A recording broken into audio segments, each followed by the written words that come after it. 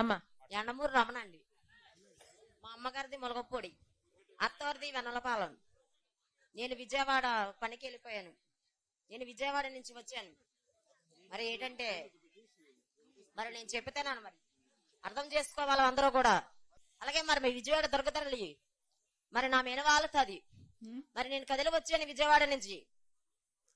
తెలుసా నేనెవరో తెలుసా? సౌత్ ఇండియాలోని అతి తక్కువ ధరలకి రత్నాలనందించే ఏకైక సంస్థ 6JVR. నీ అన్న నువ్వు వచ్చారే, దర్శనానికి వచ్చారా? పొట్టు చీర పట్టుకొని వచ్చారు కదా విజయవాడ కొండెక్కి. 101 మెట్టు ఎక్కి రాలేదా?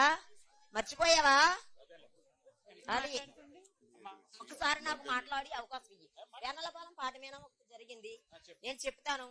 మరి రచ్చబండలో రమ్మన్నారు కదా, అన్ని కష్ట సుఖాలు చెప్పుకోవాలి కదా. చెప్పుకుంటేనే కదా అర్థం అవుతుంది.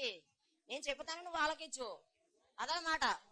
నీకు ఆడబిడ్డ ఉంది, నాకు ఆడబిడ్డ ఉంది, ప్రతి ఒక్కరికి ఆడబిడ్డ ఉంది.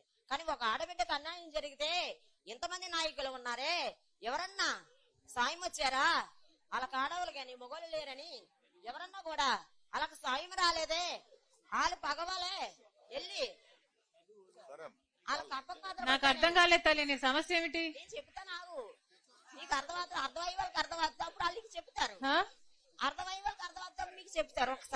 ఒకే ఒక్కసారి సమస్య ఏంటమ్మా? సమస్య చెప్పాలి కదా అమ్మా. నీ శోధించడానికి అందరికి టైం లేదు కదా. ఒకే ఒక్క మాట నన్ను అర్థం చేసుకోండి.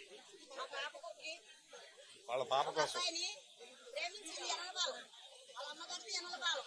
ఆ అమ్మాయిని నర్సీపట్నం గ్రామంలో ఇచ్చారు. ఆ అమ్మాయికి 2 ఆడపిల్లలు, అందులో చిన్న అమ్మాయిని ఎనలపాలెం ఉన్నారు కదా తెలీదు. ఆ అమ్మాయిని ప్రేమించి 6 సంవత్సరాల కిందట ప్రేమిస్తే ఆ అమ్మాయికి జాబ్ లేదు, ఏమి లేదు, చెప్పండి ఏమి లేదు. అలాంటిది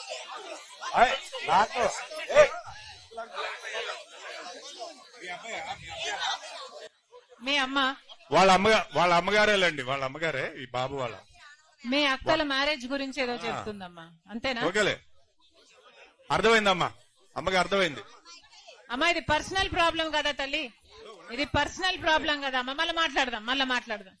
వినండి. ఓకే అమ్మా, అర్థమైంది.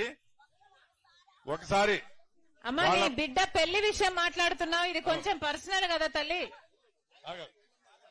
ఎవరైనా లోకల్ గా ఎవరైనా మాట్లాడి ఏమైనా పరిష్కరించగలరేమో చూడండి. లోకల్ వాళ్ళు మాట్లాడతారు మన వాళ్ళు. నువ్వు లోకలేనా? లోకలా తల్లి నువ్వు? ఈమెను తీసుకెళ్లి మాట్లాడు. ఈమె బిడ్డకి ఏదో మ్యారేజ్ ప్రాబ్లం అంట, ఆయన మాట్లాడుతుందిలేమో.